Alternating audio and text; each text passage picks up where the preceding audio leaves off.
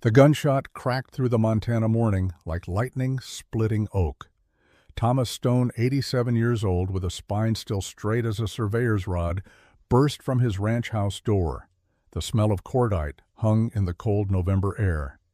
His grandson Michael stood in the barn doorway, 16 years of accumulated rage compressed into white knuckles wrapped around a Colt single-action Army revolver. 6 tin cans lay scattered across the hard-packed dirt of the yard. Only one had fallen. Tom's boots hit the ground in measured steps, each one calculated like a chess move.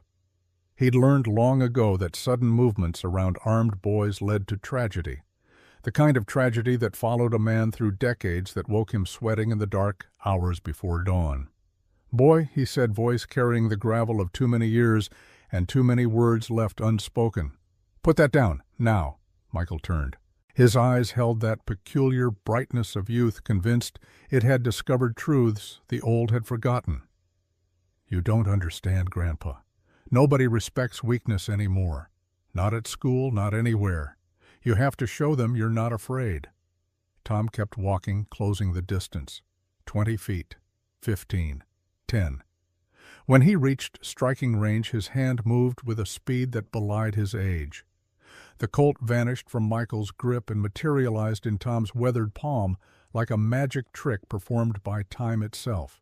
He held the weapon with the careful disgust of a man holding a rattlesnake by the tail.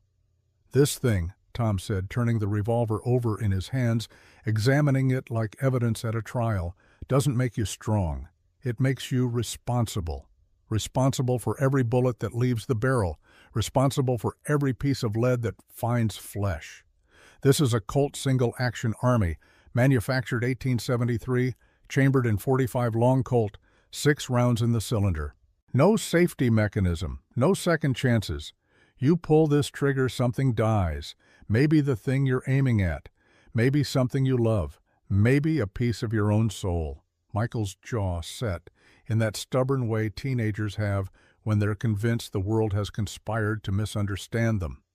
"That's old-timer talk. You don't know what it's like now."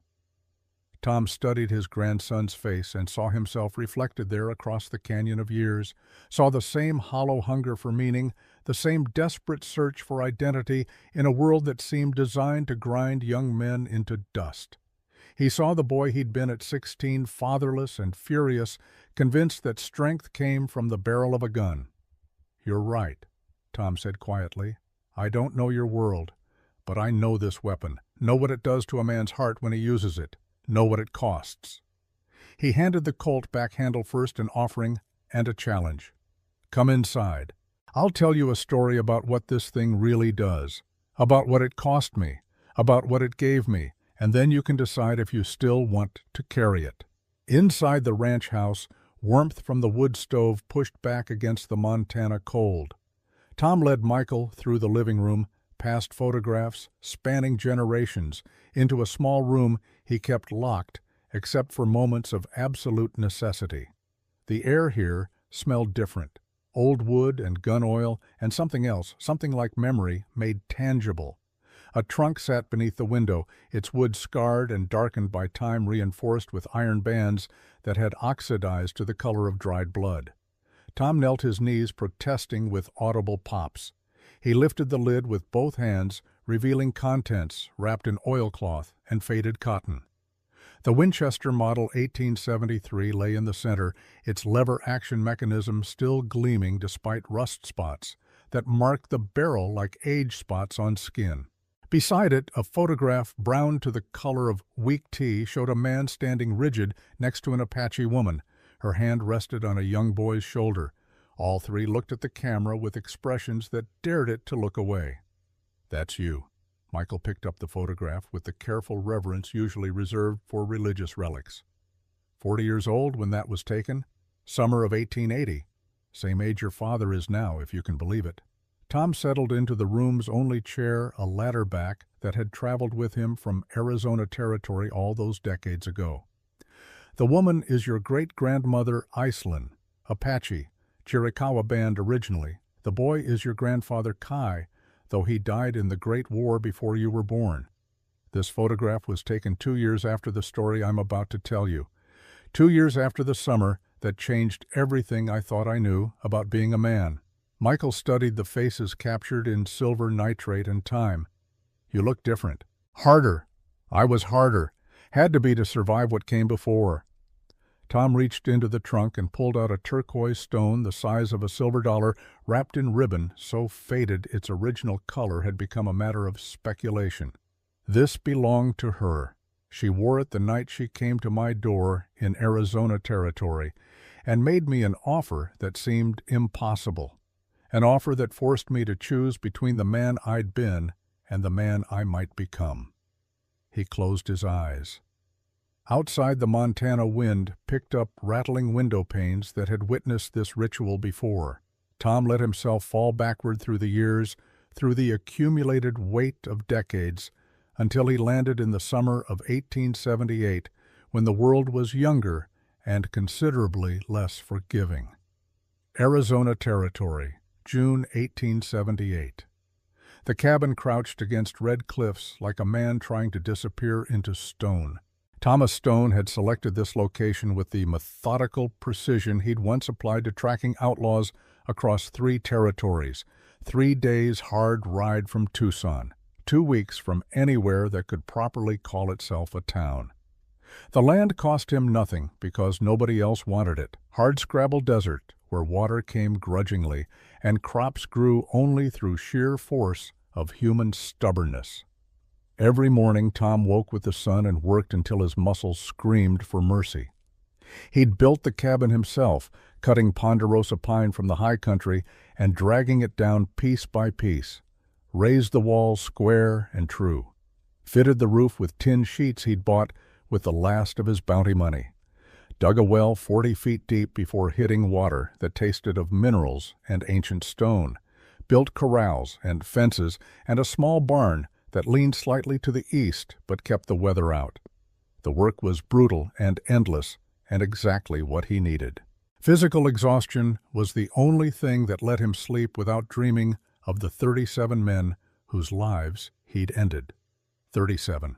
He'd counted them all, kept a list in a leather journal he never opened anymore, but couldn't bring himself to burn. Each name written in careful script, each entry dated and annotated with location and circumstances. A ledger of death maintained with the precision of an accountant tallying debts. Most of them had been clean kills. Professional work. Men who'd earned their bounties through robbery and murder and worse. Tom had tracked them, confronted them, given them chances to surrender that most hadn't taken. The law had wanted them dead or alive. Tom had been efficient about providing one or the other. For 12 years he'd been the best bounty hunter working the territories. Fast, accurate, ruthless in the way young men are when they haven't yet learned that every death diminishes the killer as much as the killed. The Winchester Model 1873 had been his tool. Lever-action repeating rifle, 15 rounds of .44-40 ammunition, effective range of 200 yards in the hands of someone who knew how to use it. Tom had known, could put a round through a playing card at 100 paces, could fire lever fire again in under 2 seconds.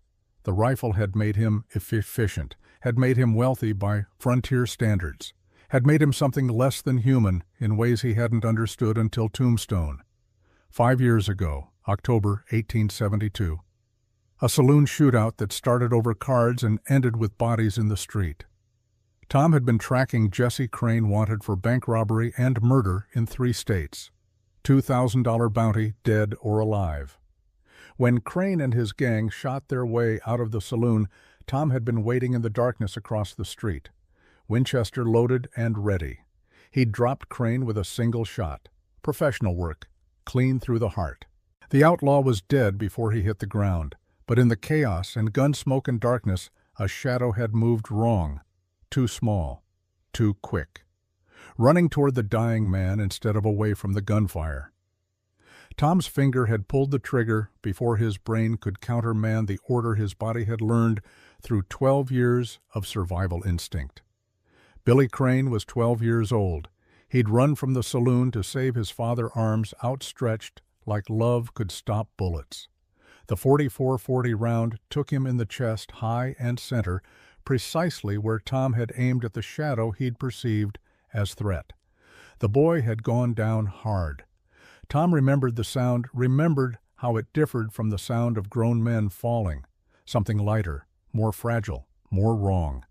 Jesse Crane had crawled to his son, neither man speaking. The outlaw holding his dying boy in the dusty street, while Tom stood frozen 15 yards away, rifle still smoking.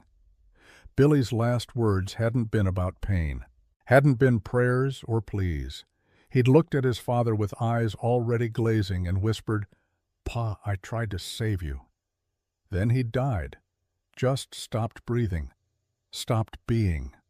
Became a thing instead of a person in the space between one heartbeat and the next. Tom had walked away from bounty hunting that night, hadn't even collected the $2,000 on Jesse Crane's head, sold his horse and gear, bought this worthless piece of desert, built this cabin, locked the Winchester in an iron-banded trunk he'd buried in the corner of his single room like a coffin for the man he'd been. For 5 years he'd lived alone with Billy Crane's ghost, worked the land until exhaustion granted him dreamless sleep, spoke to no one, wanted nothing, told himself this was enough, told himself this was what he deserved, a life measured in sunrises and sunsets and the slow accumulation of calluses on hands that had once been steady enough to kill from 200 yards. The knock came at sunset on a June evening when the sky burned orange and purple over the cliffs. Tom almost ignored it. Nobody knew he lived here. Nobody had reason to seek him out. But the sound came again, weaker, followed by a thud that meant weight hitting wood, the sound of a body falling.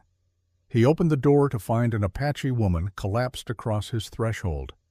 Her buckskin dress hung in tatters dark with sweat and dust, and something that might have been blood. Both feet were wrapped in makeshift bandages that had once been parts of her dress, now soaked through with seepage that looked infected.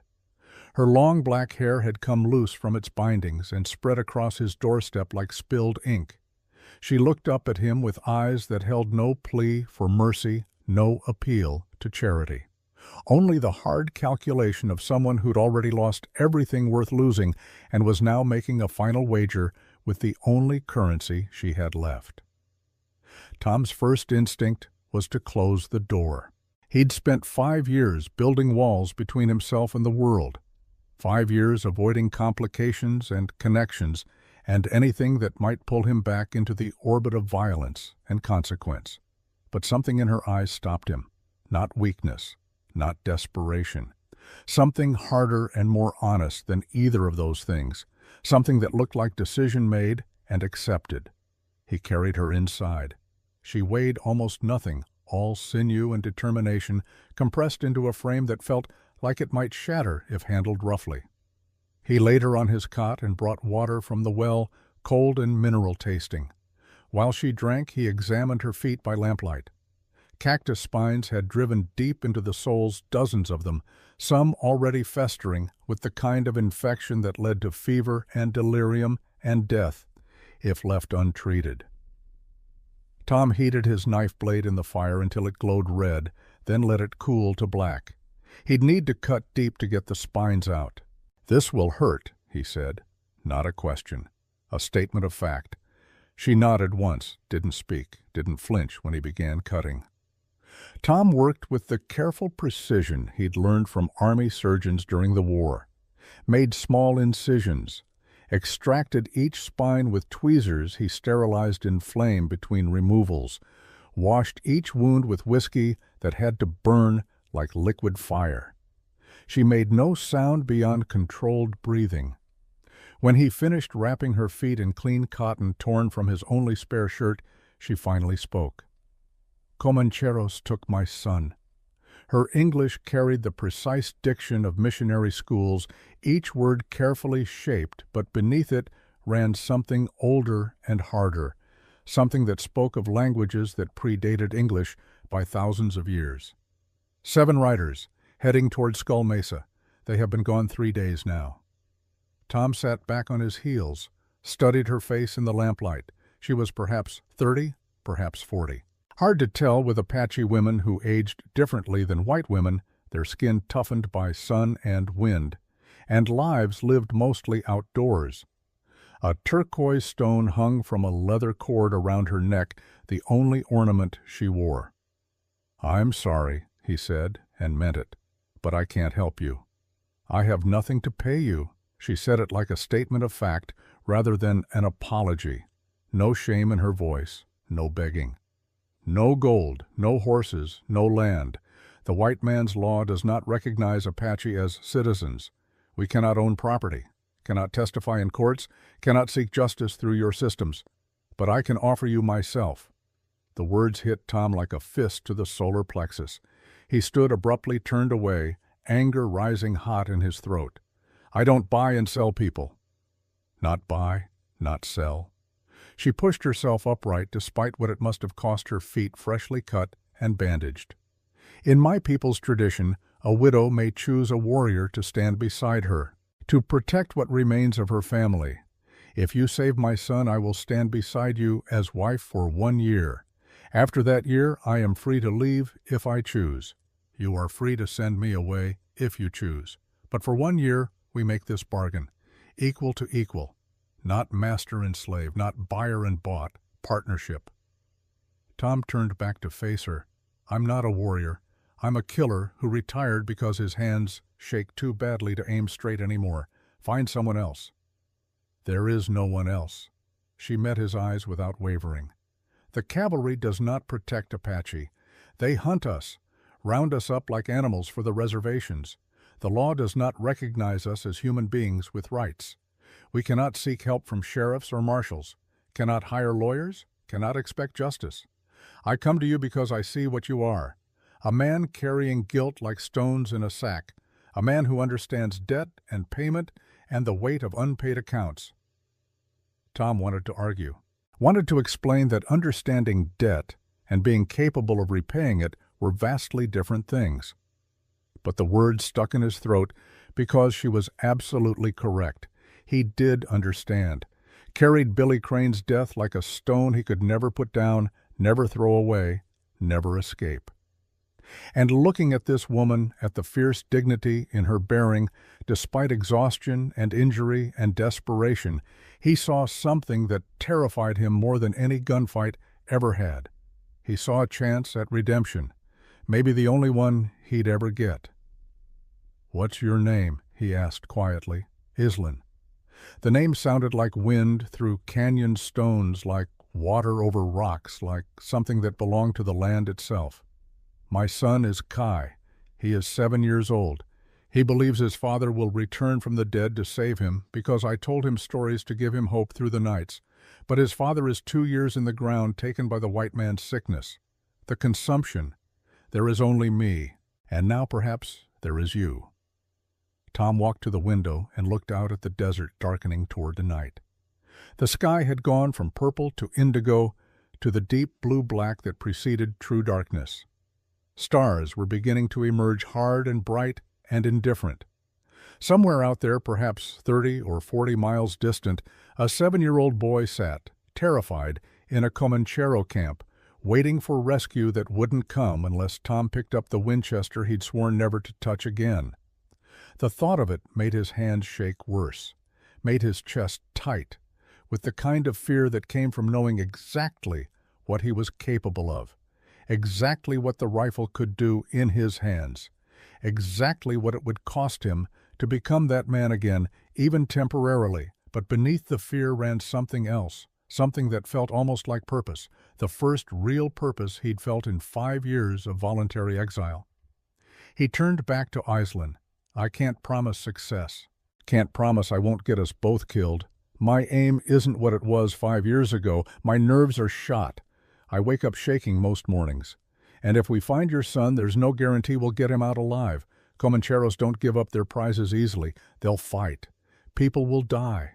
Maybe me, maybe you, maybe the boy we're trying to save." "I know all of this." She said it with the calm of someone who'd already performed every calculation, weighed every risk, accepted every terrible possibility. "But you are here. You answered the door when I knocked. You cut the poison from my feet instead of turning me away to die in the desert. That is more than anyone else has done, more than I had any right to expect. If you ride with me and we fail, at least I will have tried. At least I will die trying. That is enough." Tom nodded slowly, made his decision, felt it settle into his bones like weight he'd been avoiding for 5 years, finally accepted. "Get some rest. Drink more water. At first light, we ride."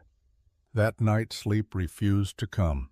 Tom lay on the floor wrapped in a single blanket while Iselin took his cot and stared at the ceiling beams he'd cut and raised himself. The Winchester called to him from its trunk like a voice from a grave he'd tried to seal shut.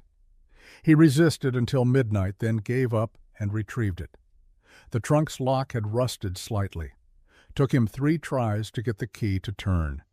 When he lifted the lid, the smell of gun oil hit him like memory made tangible. The Winchester lay wrapped in oilcloth treated with preservatives. Tom unwrapped it slowly, hands trembling worse than usual. The rifle felt foreign now. Heavier than he remembered, though it weighed the same 15 pounds it always had. He worked the lever action.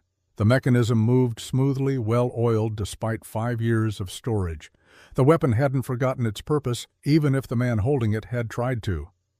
Tom carried it to the porch and sat in darkness. The desert stretched silent under stars, so thick they looked like salt spilled across black cloth. Somewhere out there 7 Comancheros rode with their stolen cargo. Somewhere out there a boy named Kai waited in darkness, believing in rescue that might never come. And somewhere in the deepest part of Tom's memory, Billy Crane still fell, still bled, still whispered those final words to his father. "I can't save you, Billy," Tom said to the empty desert, to the indifferent stars, to the ghost that had haunted him for 5 years. "Can't undo what I did, can't bring you back, but maybe I can save someone else. Maybe I can stop one child from dying afraid and alone.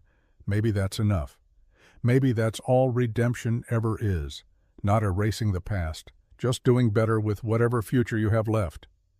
The desert offered no answer, just wind and silence and the weight of a Winchester Model 1873 across his knees.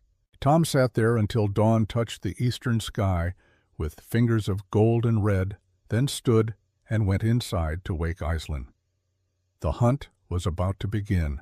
Dawn came to the Arizona desert like a slow burn heat, building before the sun cleared the horizon.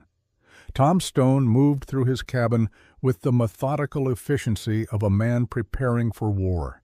He'd done this before, dozens of times, but never after 5 years of rust. Never with hands that shook like leaves in wind. Never with this much doubt eating at his certainty. The Winchester came first. He cleaned it thoroughly despite the preservation, running an oiled cloth through the barrel, checking the action, testing the trigger pull. 15 rounds of .44-40 ammunition went into the tubular magazine beneath the barrel. He loaded slowly, deliberately, feeling the weight of each brass cartridge. Each one a potential death. Each one a choice he might have to make. His Colt single-action Army revolver came next. 6 rounds in the cylinder hammer, resting on an empty chamber for safety. The gun belt felt strange around his waist after 5 years, like putting on someone else's clothes. He'd lost weight, had to punch a new hole in the leather to make it fit. Iselin watched from the cot feet, still bandaged but her eyes sharp and calculating. She studied his preparations with the attention of someone evaluating a tool for a specific job. Tom felt her assessment like pressure against his skin. "You move like a man who expects to die," she said finally. Tom paused in the act of filling his canteen. "I move like a man who's died before and came back. You learn to prepare thoroughly when you've seen how quickly things can go wrong. Tell me about your weapon." It wasn't a request. "If we ride together, I need to know what you can do with it." Tom lifted the Winchester, held it across both palms like an offering. Model 1873, lever action, repeating rifle. Holds 15 rounds of .44-40 ammunition, same caliber as the Colt, which makes logistics simpler. Effective range about 200 yards in skilled hands. in my hands used to be accurate to within 2 inches at 100 paces. Now, he shrugged, we'll find out. The shaking, Iceland said. When did it start? 5 years ago, after Tombstone, after I killed a boy. Tom set the rifle down. No point in hiding it. His name was Billy Crane, 12 years old, ran out to save his outlaw father. I shot him before my brain recognized what I was seeing. Been shaking ever since, some days worse than others. And today, Tom held out his right hand. The tremor was visible, a fine quiver that made his fingers dance slightly. Bad day. But I've learned to work through it. Breathing helps, slow trigger pull. Accepting that the first shot might miss. Iceland nodded as if he'd confirmed something she'd suspected.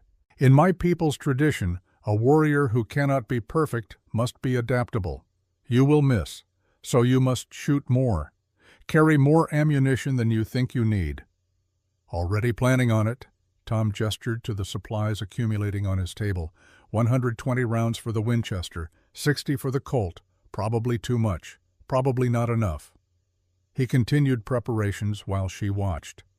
Jerky made from deer he'd shot last autumn, hardtack biscuits that would survive anything short of flood, coffee beans in a leather pouch, 2 gallons of water in canteens knowing they'd need to find more along the way, matches wrapped in oilcloth, a compass he'd carried since the war, maps he'd drawn himself of the territory between here and Skull Mesa. Medical supplies came last. Laudanum for pain, though he had maybe 2 doses left. Bandages torn from old shirts. A surgical knife he'd sterilized in fire more times than he could count. Needles and thread for stitching wounds. Whiskey for sterilization, and if necessary, courage. You prepare like you expect the worst, Iceland observed. I've learned that the worst usually happens. Better to be ready for it. Tom packed everything into saddlebags with careful attention to weight distribution. We'll be moving fast. Can't afford to have gear shifting around. I will not slow you down. She said it with absolute certainty. Tom looked at her feet still wrapped in bandages seeping slightly through the cotton. Those need another day to heal. We do not have another day. Every hour that passes, they take my son farther away. We leave now, or we lose him forever. She was right. Tom knew it even as he wanted to argue for caution. Comancheros moved quickly, always ahead of pursuit. 3 days' head start was already nearly insurmountable. Another day might make it impossible. Can you ride? He asked. I walked 30 miles on those feet to reach you. I can ride. Tom saddled his horse, a rangy bay gelding named Soldier, who'd carried him through the last years of his bounty hunting career. The horse was 12 years old now, past his prime, but still solid, still reliable. Tom checked every strap twice, settled the saddle blanket carefully, made sure the girth was snug, but not tight enough to chafe. Details mattered. Small oversights became fatal mistakes when you were 3 days into desert with no help coming. Iceland emerged from the cabin wearing Tom's spare clothes modified hastily to fit her smaller frame. Canvas pants rolled and belted, a cotton shirt that hung loose, his old hat to keep the sun off. She moved carefully, favoring her injured feet, but she moved. Tom helped her mount Soldier, then swung up behind her. The horse shifted under the double weight but settled quickly. Tom had ridden double before, though not in many years. He'd need to rest the horse more frequently, find water more often, push less hard than he wanted to. Which direction? He asked. Iceland pointed southeast toward where the desert opened into badlands and then mountains. They follow the old Apache trails toward Skull Mesa. 3 days ahead, but they have captives. Children slow them down. We might close the distance. Tom touched heels to Soldier's flanks. The horse moved out at a walk that would eat miles without burning energy they'd need later. The sun cleared the horizon and heat began building like pressure in a boiler. They rode in silence for the first hour, Tom focusing on the terrain while Iceland watched the ground. He'd forgotten how much desert looked the same, endless variations of sand and rock and scrub. Navigation required constant attention to landmarks. That distinctive rock formation. This particular wash cutting through caliche hardpan, the angle of morning shadows that would reverse come afternoon. There, Iselin pointed to disturbed ground barely visible in the hardpan. Unshod hooves, multiple horses. 2 days old, perhaps 3. Tom dismounted to examine the tracks. He'd been good at this, once reading sign, but Iselin was better. She knelt beside the tracks, fingers tracing patterns in the dust he could barely see. 7 horses, she said, moving at a walk, not hurried. Heavy loads, but not heavy enough to be adult riders. Children weigh less. And here. She indicated a scuff mark. Someone fell. Was dragged back up. Fear makes children clumsy. The detail cut through Tom like a knife.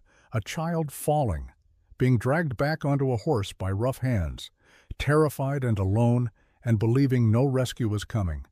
He thought of Billy Crane and pushed the thought away. That was the past. This was now. This he might be able to fix. They remounted and followed the trail. Iselin read the ground like some people read books, finding meaning in disturbances Tom could barely perceive. A broken mesquite branch here, disturbed stones there, horse droppings that she examined closely, then pronounced less than 48 hours old based on moisture content and fly activity. By noon the heat had become oppressive. 110 degrees, maybe more. The kind of heat that killed incautious travelers and left their bones to bleach white under the merciless sun. Tom called a halt in the shade of an overhanging rock, unsaddled soldier, to let the horses' back breathe rationed water carefully between all 3 of them. "Tell me about Comancheros," he said while they rested. "I've heard stories, but I need facts." Iselin sat with her back against stone, feet elevated slightly. "They are traders, slavers, not Comanche themselves despite the name. Mostly Mexican, some Anglo, some Apache outcasts. They trade in whatever brings profit: horses, guns, whiskey, and children." "What do they do with the children?" "Sell them." Her voice remained level, factual, though Tom saw her hands clench. "To mine owners who need small bodies to fit into narrow shafts. To ranchers who want unpaid labor. To men who want things I will not speak of. The law does not protect Apache children. We are not citizens. We have no rights the white man is bound to respect." The quote came from the Dred Scott decision, Tom realized. She'd learned her law from the same cruel teacher that had learned millions of black Americans their status before the war. His war. The one he'd fought believing he was ending slavery. Turned out he'd only ended one kind. "How much do they sell for?" he asked. $20 for a boy who can work. 50 for a girl old enough to be useful in other ways.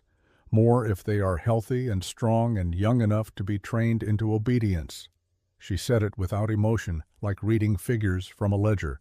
"My son is worth perhaps $25 to them. That is what I am asking you to risk your life for. $25 worth of human child." Tom looked at her directly. "Your son is worth whatever it costs to get him back. The money is irrelevant." "Is it?" She met his eyes.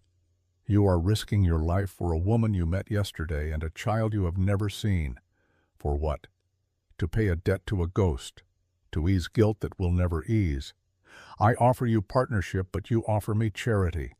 I am not certain which of us makes the worse bargain." The observation cut because it was partially true. Tom was doing this at least partly for Billy Crane's ghost, for the chance to save a child and maybe somehow balance accounts that could never be balanced, but not entirely, not anymore. "I'm doing this," he said slowly, "because you knocked on my door, because you asked for help when you had every reason to expect rejection, because seeing you fight just to stand up reminded me that some things are worth fighting for. Maybe that makes me a fool, but I've been a killer. I've been a coward hiding in the desert. Being a fool seems like an improvement." Iselin studied him for a long moment, then nodded once. "Then we are both fools together. This is perhaps a good foundation for partnership."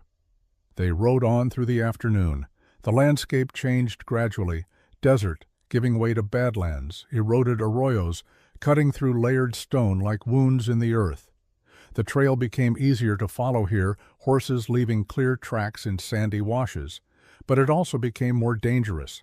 Narrow passages between rock walls, places where ambush would be easy.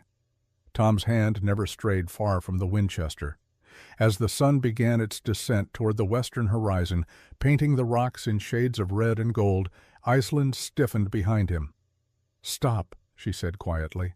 Tom reined in immediately. "What is it?" "Smell." He lifted his nose to the wind and caught it, faint but unmistakable. Death, the sweet rot smell of flesh decaying under the desert sun. They found the body 200 yards ahead in a wash sheltered by overhanging stone. Apache male, perhaps 25 years old, shot multiple times in the chest and back. He'd been dead for 2 days, maybe 3. Scavengers had begun their work, but enough remained to see the violence of his end.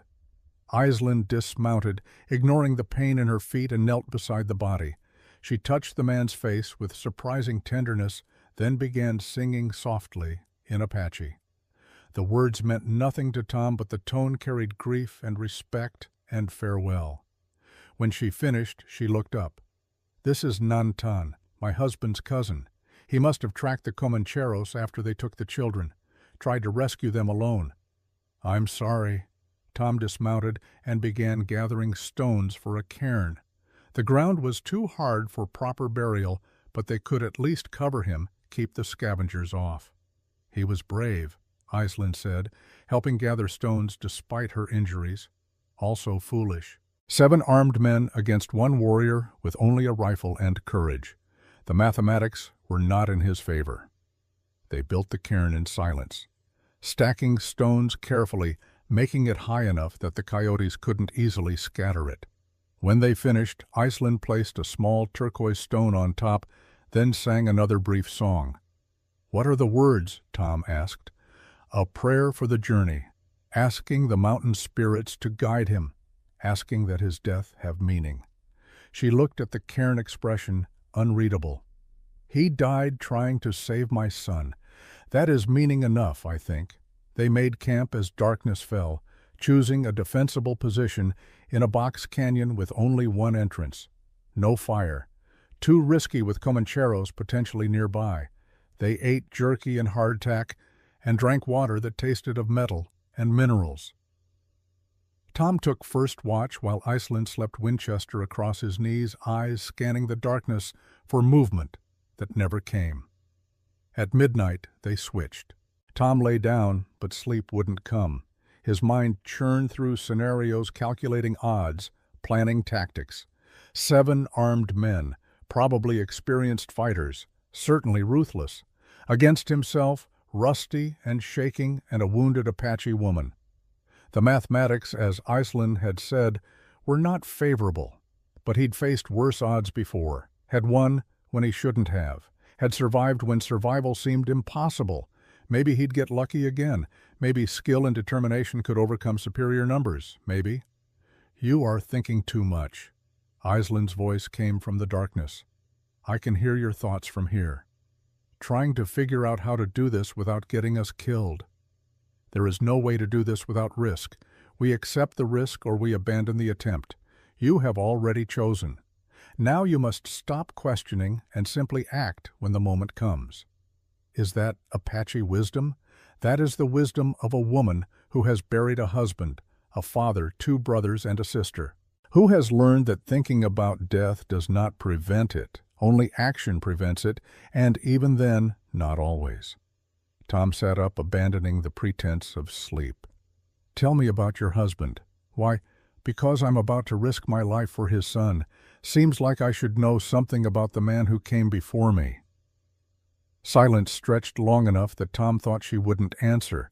Then, "His name was Takota. It means friend to everyone in our language. He was. Too friendly, perhaps. Too trusting. He believed the white man's promises about reservations and peace and rations. Believed that cooperation would save our people." Her voice carried no bitterness, only weariness. "He died of consumption 2 winters ago, the white man's disease. It killed him slowly, taking his breath piece by piece until there was nothing left. I watched him suffocate over 3 months, could do nothing. Our medicine could not touch it." I'm sorry. Everyone is sorry. Sorry is a word white men use when they take things. Sorry for the land we must take. Sorry for the buffalo we must kill. Sorry for the people we must move. Sorry for the children we must civilize. Sorry, sorry, sorry. But still, they take. Tom had no answer to that. She was right. He'd been part of it himself, hunting Apache for the Army before turning to bounty work. Had helped move them onto reservations, had called it civilization and progress and the inevitable march of destiny. Had never questioned whether destiny gave anyone the right to destroy other people's ways of life. Kai looks like his father, Iceland continued. Same eyes, same smile, same way of trusting people he should not trust. It will get him killed if I do not teach him to be harder. But I do not want him to be hard. I want him to keep his father's kindness. This is the impossible thing I want, to keep him safe while also keeping him good. Perhaps you understand this. Perhaps this is why you hide in the desert, to keep yourself safe from becoming worse. Maybe, Tom admitted. Or maybe I'm just a coward. Cowards do not ride into danger for strangers. You are many things, Thomas Stone, but coward is not one of them. The use of his full name, the gentleness in her voice, struck something in Tom's chest. He looked at her across the darkness, seeing only a silhouette against starlight, and felt the first stirrings of something he'd thought long dead. Not love, too soon for that, but connection, recognition, the sense that here was someone who understood the weight he carried because she carried equal weight herself. We should sleep, he said, voice rougher than intended. Long day tomorrow. Yes, long day. Perhaps our last day. I wanted you to know about Dakota. Wanted you to know the man whose place you might take, even if only temporarily. Tom lay back down Winchester close at hand and stared at stars that had witnessed 10,000 years of human struggle and remained magnificently indifferent. Somewhere under those same stars, a 7-year-old boy named Kai waited in darkness. Somewhere out there, 7 Comancheros rode with their stolen cargo, confident that no pursuit would come. They were wrong. Pursuit had come, and it carried a Winchester Model 1873 in shaking hands that had killed 37 men and 1 boy. Hands that might kill again before this was finished. Hands that might finally find redemption or might simply add more ghosts to the collection. Tom closed his eyes and let exhaustion take him down into darkness. When he woke, dawn was breaking, and Iceland was already up studying the eastern horizon with the intensity of someone reading prophecy in the morning light. They are close, she said without looking at him. I can feel it. Today or tomorrow we catch them. Tom stood, worked the stiffness from his back, checked the Winchester's action. Then we'd better be ready. They mounted and rode toward whatever waited in the desert ahead. Behind them, Nanton's cairn stood silent witness. Ahead, the unknown waited with patient malice. And between the two, a broken gunfighter and a desperate mother rode toward the kind of reckoning that would change everything or end everything. There was no third option. The desert didn't believe in mercy. The ambush came without warning, as all good ambushes do. One moment Tom and Iceland were following tracks through Rattlesnake Canyon. The next moment the world exploded into gunfire and chaos. 3 men materialized on the canyon rim like conjured demons. Muzzle flashes sparked against red rock. Bullets whined off stone and thudded into earth with sounds like fists hitting flesh. Tom threw himself sideways off Soldier, dragging Iceland with him, hitting the ground hard enough to drive air from his lungs. The Winchester flew from his grip, clattering against rocks 3 feet away. Soldier bolted reins, trailing, disappearing around a bend in panicked flight. Their water, their supplies, gone in the space of 3 heartbeats. Tom scrambled for the Winchester while bullets kicked up dust around him. His hands shook worse than ever, adrenaline amplifying the tremor into something almost violent. He got fingers around the stock, pulled the rifle to him, rolled behind a boulder barely large enough to cover his torso. Return fire. Had to return fire or they'd rush the position. Tom levered around into the chamber, popped up from behind cover, acquired a target. one of the shooters, Mexican young, wearing a bandolier across his chest. Tom aimed for center mass, pulled the trigger. The round went wide by a foot. His shaking hand had pulled the barrel off target even as the trigger broke. The Mexican ducked anyway, spooked by the near miss. "Breathe," Tom muttered to himself. "Slow down. Breathe through it." He levered another round, forced himself to take a full breath, let it out slow. Popped up again. Same target. Aimed. Squeezed rather than pulled. This time the .44-40 round took the man in the shoulder, spinning him around and dropping him behind cover. Not a kill shot. Not even close to where Tom had aimed, but enough to take one shooter out of the fight temporarily. Where was Iselin? Tom risked a glance right and found her pressed against the canyon wall, knife in hand, eyes tracking movement above. She looked at him, and their gazes locked for half a heartbeat. No words. Didn't need words. She pointed at herself, then upward, pointed at him, then forward. A plan communicated in gestures. She was going up. He was going to provide covering fire. Tom nodded. Terrible plan. Insane plan. Only plan they had. He emptied the Winchester at the canyon rim, firing as fast as he could work the lever. Didn't aim. Didn't need to. Just needed to make the shooters keep their heads down while Iselin moved. 15 rounds in maybe 10 seconds. The rifle clicked empty, and Tom dropped behind cover fingers, already digging for loose rounds in his pockets. Above him, Iselin climbed. She moved like smoke, flowing upward, finding handholds invisible to anyone else. Her injured feet must have been screaming, but she didn't slow, didn't falter. 30 feet of near vertical rock face, and she ascended like she'd been born to it. Tom reloaded the Winchester with fingers that fumbled and dropped 2 rounds before managing to feed 13 into the magazine. Below full capacity, but enough. Had to be enough. He popped up to fire again and nearly caught a bullet through the face, pulled back just as stone exploded where his head had been, fragments stinging his cheek. "Gringo," one of the shooters called down in accented English. "You are surrounded. Throw down the rifle and we let you live." Tom didn't waste breath on a reply. They'd kill him regardless. Comancheros didn't leave witnesses, didn't leave threats to their operation. He'd known the score when he picked up the Winchester. Some choices you made knowing they led to blood. Movement above. Iselin had reached the rim. Tom saw her silhouette against the sky for just an instant, then she disappeared.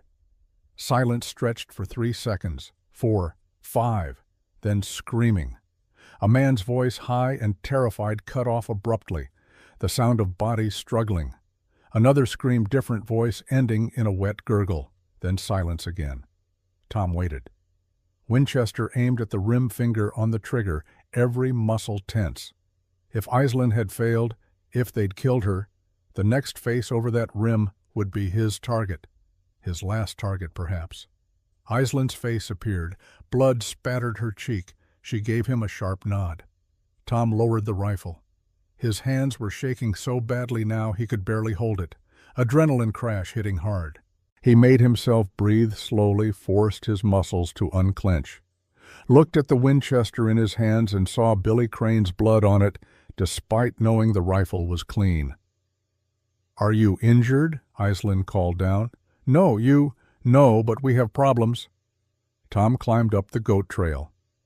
Iselin pointed out easier than the route she'd taken, but still challenging. When he reached the top, he found 2 bodies, both Comancheros, both dead from knife wounds, one to the throat, one to the heart. Both kills were clean, professional, the work of someone who'd done this before. The third man, the one Tom had shot, was gone. Blood trail led east back the way the Comancheros had come. "He will warn the others," Iselin said. "They will know we are coming now. How far ahead is their main camp? Half-day's ride, perhaps less." She wiped her knife clean on one of the dead men's shirts, then searched the bodies methodically. Found ammunition, some dried food, a leather pouch containing 23 silver dollars. The coins were dated 1878, newly minted, too shiny for men who'd been riding the back country. Tom picked up one of the coins and turned it in the light. On the back, scratched in tiny letters, were the initials W.G. "Wade Garrett," he said quietly. "You know this name, I know him. Sheriff in Tucson, or was 10 years ago when I worked those territories. We rode together a few times tracking outlaws. He was always more interested in money than justice, but I thought he stayed on the legal side of the line." Aislinn examined the coin. 23 of these, payment for something, or advance on future delivery. Children. Tom felt sick saying it. He's paying them for Apache children, probably has buyers lined up already. Mine owners, ranchers, people who want cheap labor and don't care about the law. The law does not care about us either. Aislinn pocketed the coins. So we make our own justice. They found Soldier a quarter-mile down canyon, nervous but uninjured. The horse had stopped running once the gunfire ended, standing with reins trailing like he'd been trained. Good horse. Tom made a mental note to give him extra grain when they got home. If they got home. They rode hard through the afternoon, following the wounded man's blood trail. It led exactly where Aislinn had predicted toward Skull Mesa. The landmark was visible from miles away, a flat-topped mountain rising from badlands like a ship from waves. Apache territory once, now claimed by whoever was strong enough to hold it. As sunset painted the desert in shades of blood and gold, they topped a rise and saw the Comanchero camp below. 7 horses picketed near a spring, 2 tents and a lean-to structure, smoke from a cooking fire, and off to one side, barely visible in the fading light, a separate smaller tent with a guard posted outside. "The children," Aislinn whispered. Tom counted men visible in camp, 5, including the guard. The wounded man from earlier sat near the firearm in a sling, talking animatedly and pointing in the direction Tom and Aislinn had come from. They knew pursuit had caught up, would be ready for it now. "We need a plan," Tom said. "The plan is simple. You create chaos. I get my son. That's not a plan. That's suicide with extra steps." Aislinn looked at him with eyes that had moved beyond fear into someplace harder and colder. "Do you have a better idea?" Tom studied the camp mind, working through possibilities. 7 men, though 1 was wounded. 7 guns at minimum, probably more. Against his Winchester and Colt, Aislinn's knife, and the element of surprise they'd already partially lost. The mathematics were terrible. But mathematics didn't account for desperation, didn't account for a mother fighting for her child, didn't account for a broken gunfighter looking for redemption in the desert.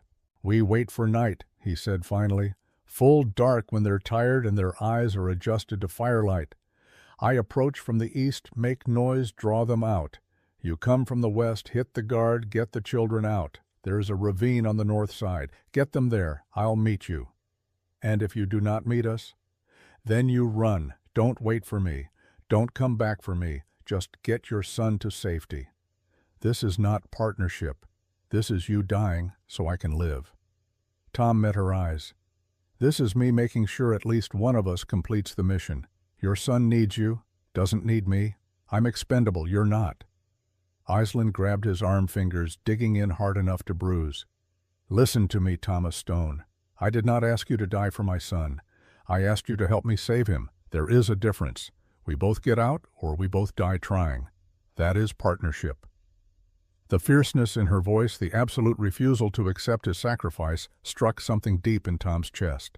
When had anyone last cared whether he lived or died? When had anyone last insisted he mattered? "All right," he said quietly. "We both get out. I'll do my best." "Your best had better be very good." But she smiled slightly when she said it. "The man I see before me is not the same man who opened his door yesterday. That man was already dead. This man wants to live. This is good. The living fight harder than the already dead." They waited for full darkness. Tom used the time to check his weapons obsessively. Winchester loaded 14 rounds. Colt loaded 6 rounds. Extra ammunition distributed in pockets where he could reach it quickly. Every strap checked, every buckle tested, every possible point of failure examined and addressed. Aislinn sharpened her knife against a stone with rhythmic scraping sounds that set Tom's teeth on edge. She sang softly while she worked words in Apache he couldn't understand, but that sounded like prayer, or preparation, or goodbye. When the moon rose thin and bright, Tom stood. Time. They moved down the slope in silence, separating when they reached the base of the rise. Aislinn disappeared into darkness like she'd never existed. Tom circled east, placing each foot carefully, avoiding anything that might sound against stone or snap underfoot. The Comanchero camp settled into evening routine, men eating, drinking. One broke out a bottle of mezcal and passed it around. Good. Alcohol slowed reflexes, made men careless. Tom got within 200 yards and found a position with good sight lines and cover. He rested the Winchester across a flat rock, aimed at the fire, took 3 deep breaths to steady himself. His hands still shook, but he'd learned to work through it, learned to time his trigger pull for the momentary pauses in the tremor.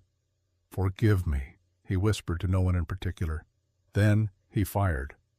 The first round kicked embers from the fire, sending sparks spiraling into darkness. Men dove for cover, shouting in Spanish and English. Tom levered another round, fired again, aiming deliberately high.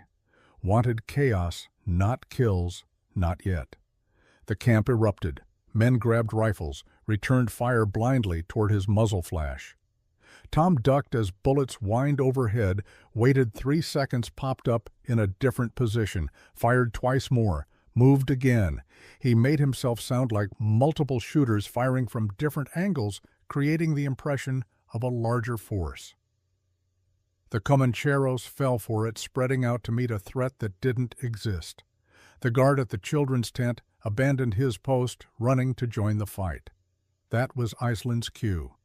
Tom couldn't see her, but he knew she was moving, knew she was at the tent now, knew she was cutting the bindings on her son's wrists and whispering for silence and preparing to run. As Aislinn cut the last binding, a voice froze her blood. "Little sister," she spun. A man stood in the tent entrance, backlit by firelight. Tall, scarred, wearing Apache clothing mixed with Mexican gear, his face, she knew that face. Older now, harder, but unmistakable. "Go Yahweh," she whispered, the name bitter on her tongue. Red Wolf smiled without warmth. "So you remember your brother-in-law. I wondered if Dakota ever told you what I became after the tribe cast me out. You killed Chief Mongus. Dakota had no choice but to betray his own blood." Red Wolf moved closer, hand on his knife. "Your precious husband chose white man's justice over family. Now I take what should have been mine. His son will learn the true Apache way, the way of strength, not surrender." Aislinn positioned herself between Red Wolf and Kai. "You will not touch him. He is my blood, more mine than yours. You were always weak, Aislinn, believing in peace, in cooperation. Look where it got Dakota, dead from white man's disease, while you beg white men for help." The accusation stung because it held truth. But Aislinn had learned that truth and righteousness were different things. "Dakota was twice the warrior you'll ever be," she said quietly. "He fought for his people's future. You fight only for yourself." Red Wolf's face darkened. "Then I'll take his son and teach him what his father should have." He lunged. Aislinn met him with her knife faster than he expected. The blade scored his arm, drawing blood. He roared, grabbed her wrist. They struggled, intimate and vicious family violence, always the cruelest kind. Then gunfire erupted outside, Tom's covering fire. Red Wolf's grip loosened for a heartbeat. Aislinn drove her knee into his wounded thigh, twisted free, slashed across his face. He fell back, blood streaming. She grabbed Kai, bolted for the ravine. Behind her, Red Wolf's scream promised vengeance. "This isn't over, sister. I will find you. I will take what's mine." But Aislinn was already gone, swallowed by darkness, Kai's hand tight in hers. Something moved in his peripheral vision. Tom spun Winchester, rising but too slow. A Comanchero had flanked his position, appeared from behind a boulder with pistol raised. The Mexican's eyes widened in recognition, and fear and determination. His finger tightened on the trigger. Tom fired from the hip, not aiming, just pointing and hoping. The Winchester bucked. The round took the Comanchero in the chest high and right. Not immediately fatal, but enough to drop him. The man's pistol fired as he fell, muzzle flash bright, and Tom felt something punch his left shoulder with sledgehammer force. He went down hard, Winchester clattering away. The shoulder burned like someone had pressed a branding iron to skin. Tom's left arm stopped working, fingers going numb. He groped for the Colt with his right hand, got it clear of the holster just as the wounded Comanchero tried to raise his pistol for another shot. Tom fired first, second shot, third shot. All 3 rounds hitting center mass at 5 yards. The Comanchero went still. Tom's shoulder screamed. He looked down and saw blood spreading across his shirt, black in the moonlight, through and through probably. Bullet had entered high on the shoulder, exited somewhere near the shoulder blade. Painful, but survivable if he didn't bleed out. Voices shouting. More gunfire, but not directed at him, coming from the tent. Aislinn must be under fire. Tom forced himself to his feet, vision graying at the edges, and stumbled toward the sound. He found her at the ravine's edge with 6 children clustered behind her. Apache kids, ages maybe 5 to 10, all terrified and clinging to each other. Aislinn stood between them and 3 Comancheros who'd cut off their escape knife in one hand, a captured pistol in the other. "Get back," she snarled at the men. "Get back or I kill the first one who moves. You got nowhere to go, Apache." The speaker was older, maybe 50, with a scar bisecting his face from hairline to jaw. "Give us the kids, and we let you walk away." "Liar!" Aislinn spat the word. "You let no one walk away." Tom raised the Colt. His right hand shook so badly he could barely aim. Vision kept trying to tunnel down to darkness. He fired anyway. The round went wide, but close enough to make the Comancheros dive for cover. "Run!" he shouted at Aislinn. "I'll cover you." She didn't hesitate. Grabbed 2 of the smallest children, boosted them into the ravine, followed them down. The other kids went after her, like ducklings following their mother. Within seconds, they disappeared into darkness and broken ground where horses couldn't follow easily. The Comancheros opened fire. Tom returned it, emptying the Colt at muzzle flashes. Hit nothing but made them keep their heads down. Bought Aislinn 30 seconds, maybe a minute. Enough time to get away if she ran hard, and the kids kept up. His Colt clicked empty. Tom fumbled for a reload, dropped the cylinder of fresh cartridges, watched them scatter across stone. Too dark to find them, too hurt to care. One of the Comancheros realized he was out of ammunition, stood up, rifle raised, taking careful aim. Tom waited for the impact, waited for darkness, waited for whatever came after a life spent trying to outrun ghosts. The rifle fired. Tom felt nothing. Confused, he looked down at himself, expecting blood. Found none. The Comanchero fell, instead, arrows sprouting from his throat. More arrows came from the darkness. Apache warriors, 3 of them materializing like vengeful spirits. They fell on the remaining Comancheros with knives and tomahawks and fury that had been building for generations. The fight was brutal and brief and left no survivors among the slavers. Tom tried to stay conscious, tried to ask who these warriors were, where they'd come from, but darkness pulled at him like a rip current. His legs gave out. He sat down hard, then fell sideways, and the world went away into blackness, shot through with pain. He woke to Aislinn's face above him, streaked with tears and blood and desert dust. Her hands pressed cloth against his shoulder wound. Behind her, dawn light painted the sky in shades of pink and gold. "You lived," she said, voice rough with emotion. "Foolish man, suicidal man, you lived anyway." Tom tried to speak. His throat was too dry. She gave him water, and he sipped carefully. "The children," he managed. "Safe, all safe, including my son." She gestured behind her. A small boy stood there, 7 years old, looking at Tom with enormous dark eyes filled with wonder and fear, and something that might have been hope. "Kai come here," "Meet the man who saved your life." The boy approached slowly. Up close, Tom could see Aislinn in his features, could see the father he'd never met, could see the future that almost hadn't existed. "Thank you," Kai whispered. Tom nodded, couldn't find words, felt something break open in his chest, something that had been frozen for 5 years. Tears came, and he didn't try to stop them, let them fall while Aislinn held his hand and her son watched with solemn eyes, and Apache warriors stood guard over this impossible moment of grace in the desert. He'd been looking for redemption, thought it would feel like absolution, like weight lifted, like debts paid. Instead, it felt like beginning, like door opened, like first breath after drowning. "We need to move," one of the warriors said. "More will come." Aislinn nodded, looked at Tom. "Can you ride?" "Can I die if I don't?" "Probably." Tom smiled despite the pain. "Then I can ride." They helped him onto Soldier, Aislinn mounted behind him, Kai in front. The Apache warriors led the other children on captured horses. They rode north away from Skull Mesa, away from death toward something Tom couldn't name, but could feel approaching like sunrise. Behind them, the desert wind erased their tracks. Ahead, the future waited. The Apache village appeared in Black Mesa like a secret folded into stone. Hidden canyon narrow entrance water trickling from a spring that had sustained the people for generations.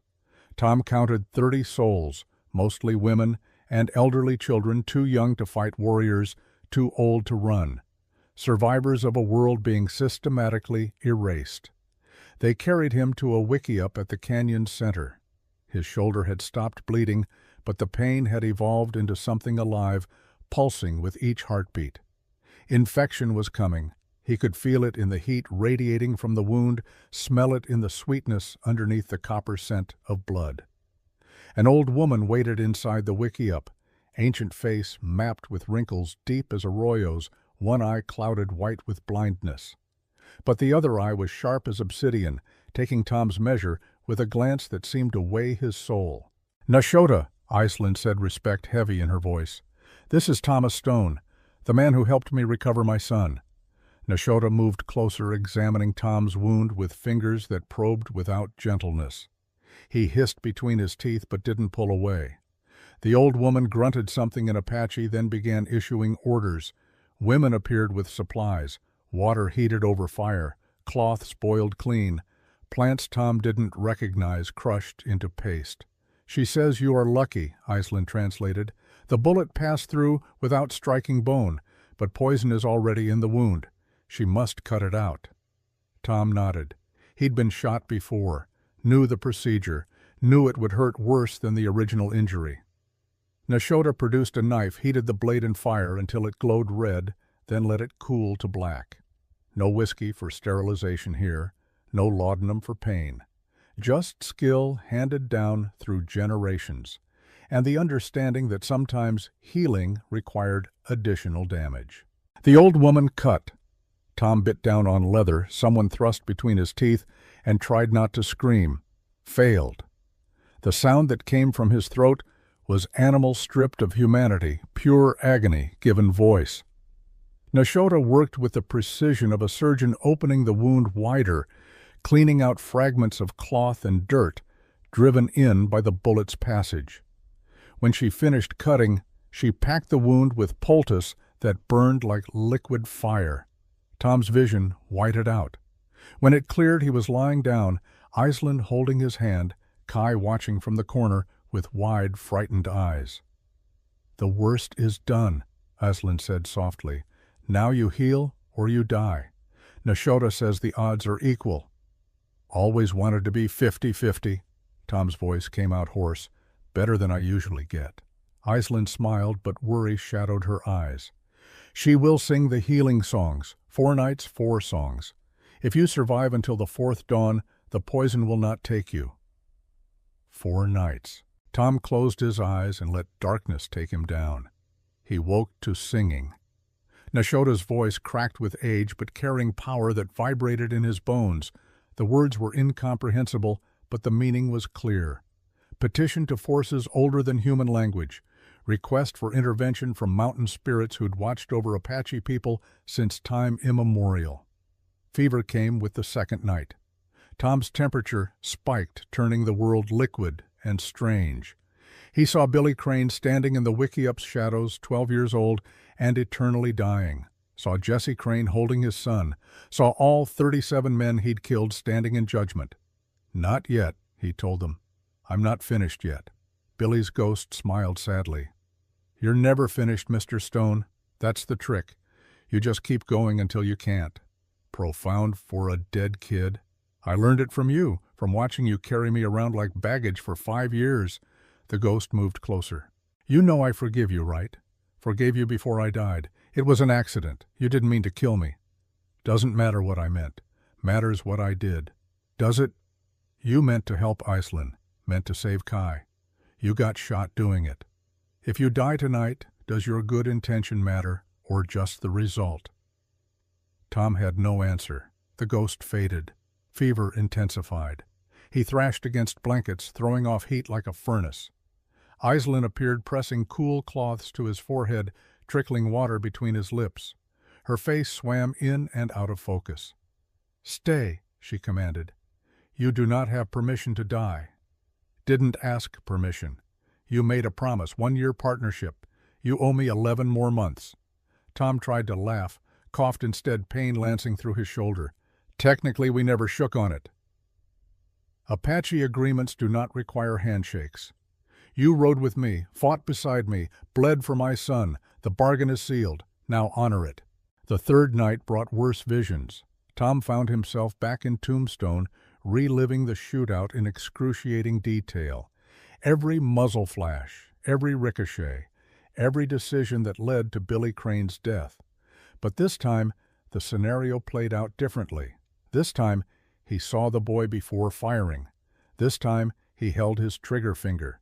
This time, Jesse Crane escaped, and Billy lived. But then, the vision twisted. Jesse Crane went on to rob another bank, killed 3 people, including a woman and her infant daughter. All because Tom hadn't taken the shot. All because mercy in one moment created horror in the next. "There are no clean choices," a voice said. Tom turned and found Nashota standing beside him, though this was dream. Nashota younger, both eyes clear and bright. "Every path leads to death. The question is which deaths you can live with." "I can't live with any of them." "Then you cannot live. Simple as that. To live is to choose. To choose is to cause consequences. Some consequences are deaths. This is the price of being human." "What if I choose wrong?" "You will. Repeatedly. We all do. But choosing wrong while trying to do right is different from choosing wrong while serving evil. Your heart matters even when your aim does not." Tom woke on the 4th morning to silence. No singing, no fever dreams, just gray dawn light filtering through the Wikiup's smoke hole and the smell of sage burning in a small clay pot. His shoulder ached with a clean pain rather than the infected burning. When he touched the bandages, they were dry. Nashota sat cross-legged near the entrance, grinding something in a stone bowl. She looked up when Tom stirred, nodded, once spoke in Apache. Iselin appeared from somewhere outside. "She says you live. The mountain spirits accepted her petition, or perhaps you are simply too stubborn to die properly." "Stubbornness is underrated." Tom sat up slowly, testing his body's limits. Weak, shaky, but alive. Definitely alive. "How long was I out?" 4 days. 3 nights of fever. You said many things." "Anything embarrassing?" "You apologized to ghosts, called out names of men I assume you killed. Once you shouted something about a Winchester and redemption." She paused. "And you said my name several times." Tom felt heat that had nothing to do with fever rise in his face. "Delirium doesn't count, doesn't it?" Iselin's expression was unreadable. "Delirium strips away pretense, shows what lies underneath. You said my name like prayer." Before Tom could respond, Kai burst into the Wikiup. The boy had shed his terror over the past days, had begun to smile again. Now he carried that smile to Tom like an offering. "You are awake, Mother said you would wake today. I did not believe her, but she was right. She is always right." The words tumbled out in a rush of enthusiasm. "Do you want to see what I made for you?" The boy produced a small carved figure, wood roughly shaped but recognizable as a horse. Soldier specifically captured with surprising accuracy despite crude tools and young hands. "I made it while you were sick, to thank you. Mother says you risked your life for me, even though you did not know me. She says this makes you braver than warriors who fight for glory." Tom took the carving, turned it over in his hands. Something tightened in his throat. "It's perfect, thank you, Kai. Will you teach me to shoot like you shoot? Mother says you can hit targets far away, even when your hands shake." "Kai," Iceland's voice carried sharp rebuke. "Do not pester him. He needs rest. It's all right." Tom met the boy's eager eyes. "When I'm healed enough to hold a rifle steady, I'll teach you, but not to kill, to survive. There's a difference." "What difference?" "Killing is easy. Any fool with a gun can kill. Surviving takes skill. Takes knowing when to shoot and when to run, when to fight and when to hide, when to pull the trigger and when to hold fire even though every instinct screams to shoot." Tom glanced at Aislinn. "Your mother knows this. She's a survivor. That's harder than being a killer." Kai absorbed this seriously, then nodded. "I will be a survivor like Mother, and like you." After the boy left, Nashota spoke at length in Apache. Aislinn listened occasionally, asking questions, her expression growing troubled. When the old woman finished, she turned to Tom. "Nashota says we have a problem. The warriors who helped us at Skull Mesa brought information. Sheriff Wade Garrett knows about the fight. Knows Comancheros died. He is gathering men, 20, perhaps more, coming to Black Mesa to finish what the slavers started." Tom's stomach dropped. "When 3 days, maybe 4, depends on how long it takes him to deputize enough gunmen willing to attack an Apache village. We need to leave, get everyone out, find somewhere safer." Nashota spoke again, voice firm. Iceland translated. "She says there is nowhere safer. We have run for generations, moved from place to place while white men take more land, more water, more life. She says if we must die, we die here. At least this place has water and defensible ground." That's suicide. 20 armed men against what 5 warriors too old to run women and children, against what we have always had. Courage, knowledge of the land, willingness to pay any price for freedom. Island's eyes met his. "I do not expect you to stay. You have fulfilled your part of our bargain, more than fulfilled it. You are free to go." Tom looked at her, at Kai hovering in the doorway, at Nashota watching with her one good eye, at the wickiup that had sheltered him through fever and healing, thought about riding away, leaving these people to face what was coming alone, thought about Billy Crane, about 37 dead men, about 5 years hiding in the desert trying to outrun ghosts. "I'm not going anywhere," he said quietly. "But we're not just sitting here waiting to die either. If Garrett wants a fight, we'll give him one, on our terms." Over the next 2 days, Tom transformed Black Mesa from hiding place into fortress. His shoulder protested every movement, but he pushed through the pain, showed the Apache warriors how to create kill zones, where to position shooters for maximum coverage, how to use the terrain to force attackers into predetermined channels. The 3 Apache warriors who'd rescued him at Skull Mesa became his primary students. Naichi, 18 years old, quick and eager to learn. Chato, 22, more experienced but willing to defer to Tom's tactical knowledge. And Delshay, the oldest at 35, who'd fought cavalry patrols before and understood the value of preparation. "White men fight differently than Apache," Tom explained, drawing diagrams in the dirt. "They rely on superior numbers and firepower. Think overwhelming force wins battles. We use that against them." "How?" Naichi asked. "By making their numbers a disadvantage. The canyon entrance is narrow. Only 3 men can ride abreast. We fortify it with rocks and timber, create a choke point. When they enter, we hit them from above. Rifles here and here." He marked positions on his crude map. "Arrows from these positions. They'll be trapped in a killing box with nowhere to go but back. Delche studied the plan. You have fought this way before. Different war, same principles. Gettysburg taught me that defensive positions and high ground beat numerical superiority if you use them right. They worked like men possessed, built barriers from rocks and deadfall timber, created firing positions with overhead cover, stockpiled ammunition and arrows, drew water from the spring to fill every container in case siege came. Tom pushed them hard, pushed himself harder, ignoring pain and weakness. Iceland worked beside him, directing the women in preparations. They created escape routes for children, hidden paths only they knew, cached food and water in the rocks beyond the village, prepared for the possibility that defense might fail and survival would require flight. On the third evening, Iceland found Tom checking firing positions for the dozenth time. "You need to rest. Your shoulder is bleeding again." Tom looked down. Sure enough, red had soaked through the bandages. "I'll rest when this is done." "You will rest now or you will be useless tomorrow." She took his arm, led him back to the wickiup, despite his protests. Engaged, she unwrapped the bandages, examined the wound. "You tore something. Nashota's work is undone. Can't be helped. Work needs doing. The work will wait while I redress this wound. Sit." Tom sat. Iceland cleaned the wound with practiced efficiency, repacked it with fresh poultice, rewrapped it with clean cloth. Her hands were gentle, but her face was hard. "You are trying to die," she said finally, "working until your body breaks, seeking death on your own terms. I'm trying to keep people alive. You are trying to pay a debt that cannot be paid. The boy you killed stays dead regardless of how many Apache you save. Your guilt remains regardless of your sacrifice." The words struck like physical blows. Tom looked away, jaw tight. "You don't understand.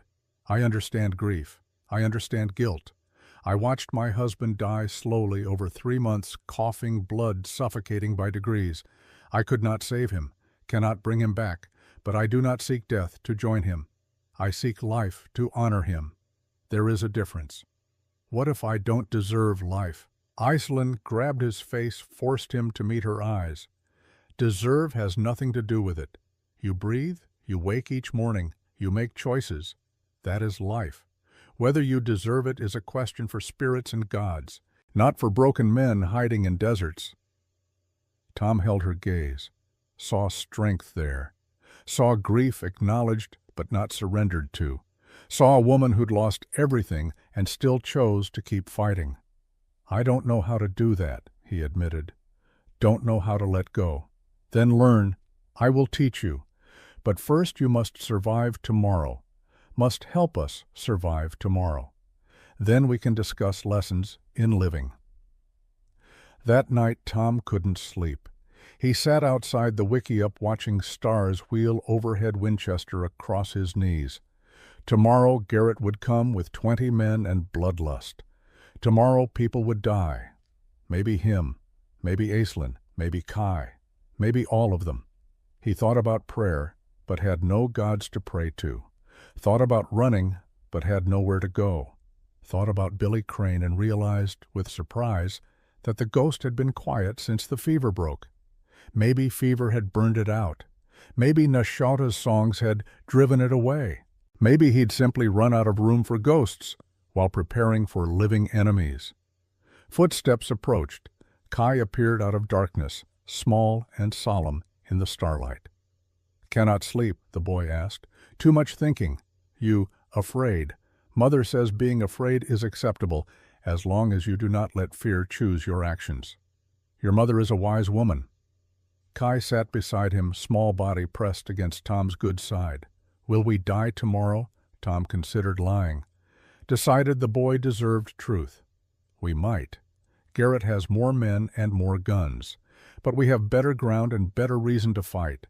Sometimes that's enough." "What if it is not enough?" "Then we make it enough. We fight harder than they expect, smarter than they can match. We make them pay for every foot of ground. We make them understand that attacking Apache means bleeding, means dying, means going home in boxes." Kai absorbed this. "You will protect Mother." The question hit Tom unexpectedly hard. This boy, 7 years old, already understanding that he might lose his mother, already trying to arrange for her safety after he was gone. "I'll protect her," Tom promised, "and you, and everyone here, or I'll die trying." Father said similar words before the sickness took him. He could not keep his promise. I know. Sometimes we can't keep our promises, no matter how hard we try, but we make them anyway, because the trying matters, because intention matters, because fighting for something is better than surrendering to nothing. Kai leaned against him, small and warm and trusting. "I am glad Mother brought you here, glad you did not turn her away." Tom put his arm around the boy's shoulders. "Me too, kid. Me too." They sat together in silence, watching stars and waiting for dawn. When it came, it would bring violence and death and a reckoning that had been building since the moment Iceland knocked on his door. But right now in this moment there was just an old gunfighter and a young boy finding comfort in each other's presence while the desert night kept watch overhead. Tom held the Winchester and hoped it would be enough, prayed to gods he didn't believe in that it would be enough, knew in his bones that enough was never guaranteed, but kept hoping anyway, because hope was all they had left. They came at noon when the sun turned the desert into a furnace, and heat shimmered off rocks like water. 23 riders, more than expected silhouettes, wavering in the distance like demons summoned from hell. Tom watched them approach from his position on the canyon rim, Winchester loaded and ready hands steadier than they'd been in years. Fear did that sometimes, burned away the tremor, focused the mind down to the width of a rifle barrel. Sheriff Wade Garrett rode at the column's head, recognizable even at distance by his bulk and the silver star catching sunlight. The men behind him were a mix of deputized townsmen and hired guns, the kind of men who'd kill for $20 and a bottle of whiskey. Tom had known their type, had been their type once upon a time. Beside Tom, Delshea notched an arrow bowstring taut. Nietzsche and Chato held positions 30 yards to either side, creating a kill zone that covered the entire canyon entrance. Below, rocks and timber barriers funneled any approach into a corridor barely wide enough for 2 horses abreast. "Let them enter," Tom said quietly. "Wait for my shot. Then rain hell." The column reached the canyon mouth. Garrett raised a hand, halting his men. Smart. He'd been a soldier, once knew about choke points and ambushes. The sheriff stood in his stirrups, surveying the canyon, looking for threats. His eyes found Tom on the rim. Recognition flashed across his face even at 200 yards. Garrett smiled, not pleasantly. "Stone?" His voice echoed off canyon walls. "Thought you were dead. Or drunk, or both." "Disappointed," Tom called back. "Curious. What's a washed-up gunslinger doing with Apache savages? They paying you, or you just gone native in your old age?" "I'm doing what you should be doing, protecting people instead of selling them." Garrett's smile hardened. "Big words from a man who murdered 37 people for money. You're a killer, Stone, same as me. Don't pretend otherwise." "You're right. I am a killer. But I killed wanted men, adults who chose their path. You're selling children. There's a difference. Law doesn't recognize Apache as citizens, can't sell what isn't human in the eyes of the law." Tom felt rage rise hot and clean, burning away the last of his hesitation. "Then the law is wrong, and you're a coward hiding behind bad law to profit from suffering." Garrett's face went red. "I'm giving you one chance, Stone. Walk away. Take your horse and ride. I'll even give you a 10-minute head start. But stay, and you die with the rest of these animals." Tom shouldered the Winchester sighted on Garrett's chest. At this range, even with the tremor, he couldn't miss. One shot could end this before it started. Take out the leader and watch the hired guns scatter. But that wasn't the plan. The plan required Garrett to enter the canyon, required him to commit his forces to terrain where numbers became disadvantage. Tom lowered the rifle slightly. "Can't do that, Sheriff. Made a promise. Turns out keeping promises matters more than I thought." "Then you're a fool." Garrett drew his pistol And fools die young. I'm 40 years old. Died young years ago. This is just my ghost settling accounts." Garrett spurred his horse forward. The column followed 23 riders entering the canyon in a mass of horseflesh and weapons and misplaced confidence. They made it 20 yards before Tom fired. The Winchester's report echoed like thunder. Tom's first round took Garrett's horse in the chest, clean kill, dropping the animal instantly. The sheriff went down hard, pinned under 1,200 pounds of dying mount. Tom levered another round, fired at the next rider, missed as the tremor returned. Third shot took that rider in the shoulder, spinning him from the saddle. Arrows flew from 3 positions simultaneously. Chato and Naiche and Delche releasing in coordinated volleys that turned the air deadly. Arrows found flesh. Men screamed. Horses reared, throwing riders, creating chaos that multiplied with each passing second. The hired guns returned fire blindly, bullets whining off rocks, thudding into timber barriers. None of the shooters could see their targets clearly. Tom and the Apache warriors fired from concealment, from elevated positions, from angles the riders below couldn't defend against. It was slaughter. Professional, methodical, merciless. Tom felt nothing, no satisfaction, no horror. Just the cold focus of a man doing necessary work. He fired and levered and fired again.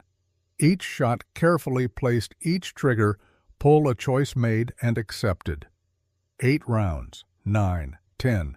Men fell or ran or died. The mathematics of violence playing out exactly as he'd calculated.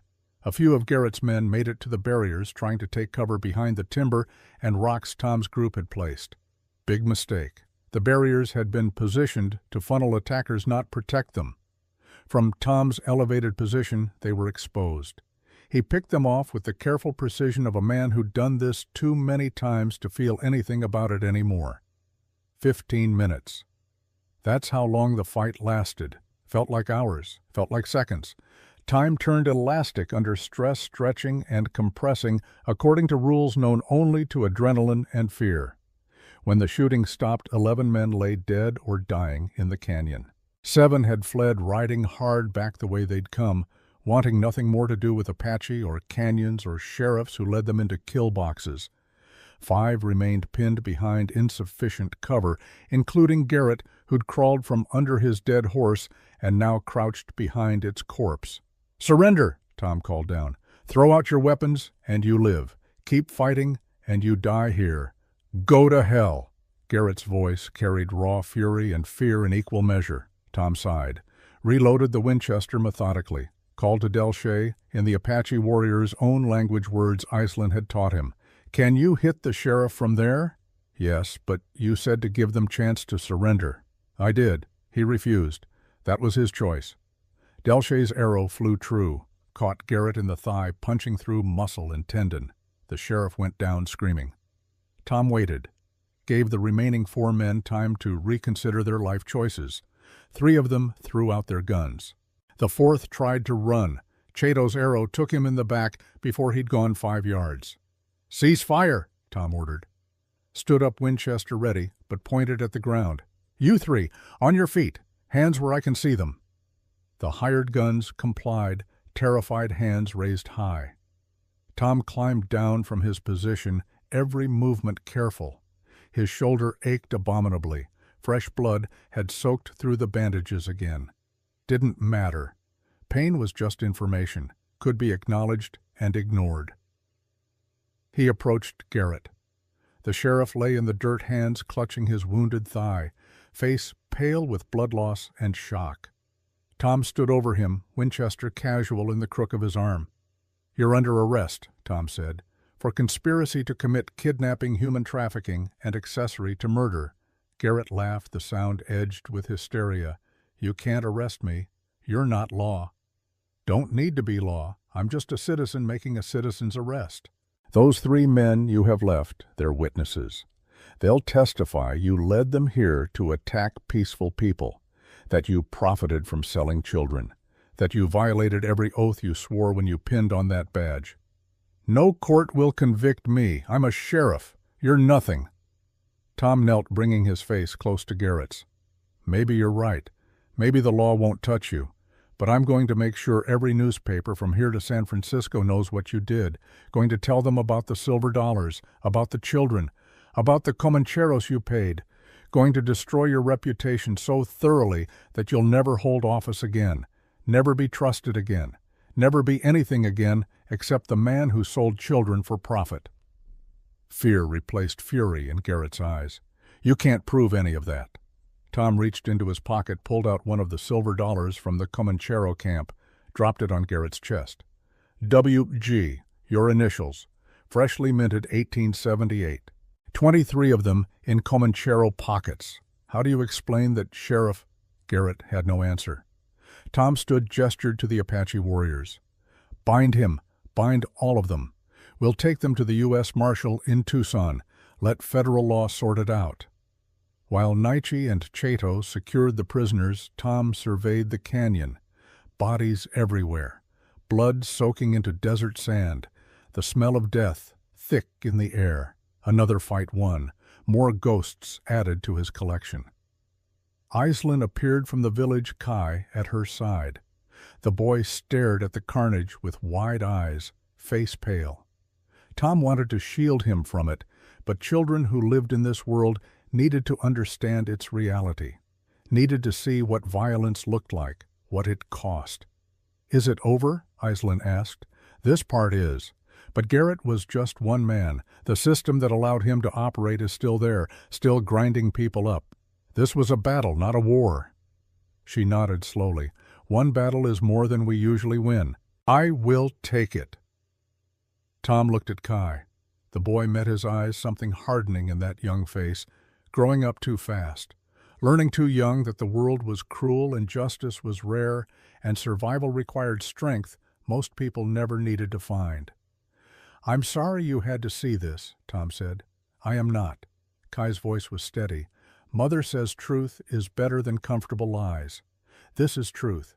Bad men came to hurt us. We stopped them. I am glad we stopped them. Being glad about necessary violence and enjoying unnecessary violence are different things. Remember that. The day you start enjoying it, you become what we just fought. Kai nodded solemnly. I will remember. They spent the rest of the day cleaning up, buried the dead in a mass grave outside the canyon, no markers, no ceremony. Men who'd come to kill didn't deserve the courtesy of individual graves. The wounded they treated as well as they could, though Nashota refused to waste her medicine on men who'd attacked her people. Fair enough, Tom used his own supplies, dwindling now, to keep the prisoners from dying before they reached Tucson. That evening, Tom sat with Aislinn on a flat rock overlooking the canyon. Sunset painted the desert in shades of gold and crimson, beautiful and indifferent to the violence that had soaked into its soil. 1 year, Aislinn said quietly. That was our bargain. 1 year of partnership. I remember. It has been 2 weeks. 11.5 months remain. She paused. I release you from the bargain. Tom turned to look at her. What? You have done more than I asked. Saved my son. Saved all of us. Been wounded twice defending people you barely know. The debt is paid. More than paid. You are free to leave if you wish. Tom studied her profile against the sunset. Strong, scarred, beautiful in ways that had nothing to do with conventional prettiness and everything to do with spirit that refused to break. What if I don't wish to leave? He asked. She turned to face him. Then why stay? Because somewhere in the past 2 weeks this stopped being about debt, stopped being about Billy Crane or redemption or paying for past sins, started being about something else. What else? Tom chose his words carefully. About finding a place where I matter, where what I do has meaning beyond just killing or surviving, about finding people worth fighting for, worth bleeding for. He paused. Worth living for. Aislinn's expression softened. You barely know us. I know enough. Know you're the strongest person I've ever met. Know Kai deserves a chance to grow up safe. Know this village has more honor in it than every town I've ever passed through. That's enough. And when the year ends, what then? Then you decide if you want me to stay. If the answer is no, I go. No argument, no bitterness, but if the answer is yes, Tom trailed off, uncertain how to finish. If yes, Iceland prompted, then maybe we see what partnership becomes when it's no longer bound by obligation, when it's just choice, free choice. You choosing me choosing you, building something new from the wreckage of what we've lost. Iceland was quiet for a long moment. Then she reached out and took his hand. Her fingers were calloused and strong-scarred from work and war. They felt perfect. "Ask me again in 11 months," she said. "Ask me when obligation has expired and only choice remains. Then we will see." Tom squeezed her hand gently. "Deal." They sat together as darkness fell and stars emerged like diamonds scattered across black velvet. Below, the village settled into evening routines, cooking fires, children playing despite the day's violence, life continuing because it had to, because surrender was the same as death. Kai appeared climbing up to join them. He wedged himself between Tom and Iceland, small and warm and trusting. "Tell me a story," the boy demanded. "What kind of story?" Tom asked. "A story where the good people win, where families stay together, where children are safe." Tom looked at Iceland. She nodded slightly. Permission granted. "All right," Tom said. "Once there was a man who'd lost his way. He'd done bad things and couldn't forgive himself, so he hid in the desert thinking isolation would heal him. But it didn't. It just made him more lost." "Sad story," Kai observed. "Wait, it gets better. One day a brave woman knocked on his door. She'd lost everything but refused to give up. She made him a deal. 'Help me save my son,' she said, 'and I'll help you save yourself.' Did he help her? He tried, got shot doing it, almost died. But she saved him right back. And her son taught him that maybe he wasn't beyond redemption after all. Maybe people could change. Maybe the past didn't have to define the future." "How does it end?" Kai asked. Tom smiled. "Don't know yet. Story's still being written. But I think it ends with the man realizing he'd been looking for home in the wrong places. Home wasn't a location. It was people. And he'd finally found his people." Kai considered this. "I like that story. Can it be true? I'm working on making it true. We'll see if I succeed." The boy leaned against him, satisfied. Above, stars wheeled in their eternal dance. Below, the village breathed and lived and continued, despite everything trying to destroy it. And here on this rock, 3 people who'd found each other against all odds sat together and watched the night deepen. Tom thought about Billy Crane, found that the ghost had finally quieted. Maybe because he'd stopped running from it. Maybe because he'd finally done something worth the weight of that death.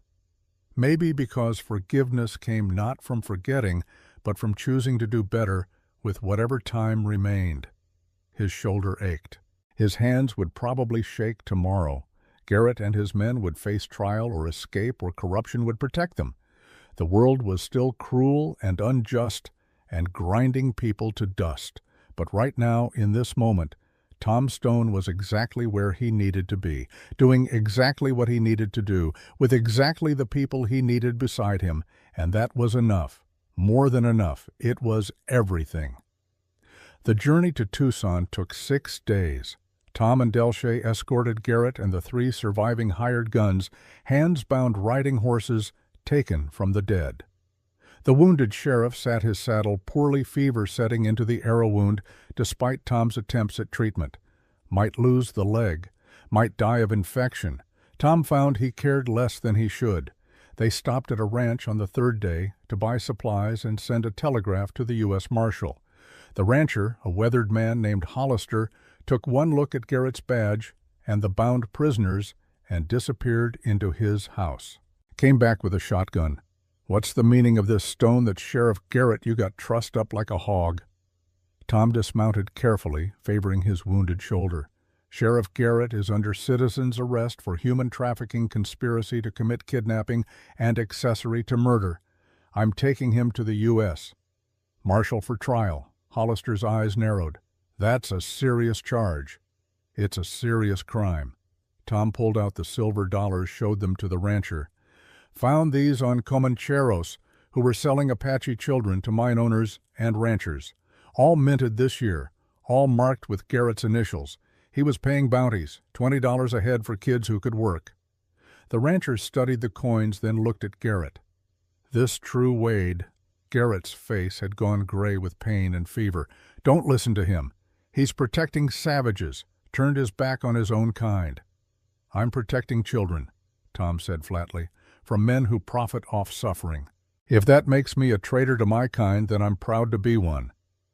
Hollister considered for a long moment. Then he lowered the shotgun. "My youngest daughter is 7 years old, same age as the Apache kids you say he was selling. I don't care what color those children are. Man who'd sell a 7-year-old deserves hanging." He looked at Tom. "You need anything?" "Food, water, fresh horses. Telegraph to the U.S. Marshal would help. Let him know we're coming." "I'll send it myself, and Stone." "You did right. Don't let anyone tell you different." The words settled into Tom's chest like warmth. Validation from an unexpected source. Proof that not everyone had lost their moral compass. They reached Tucson on the 6th day.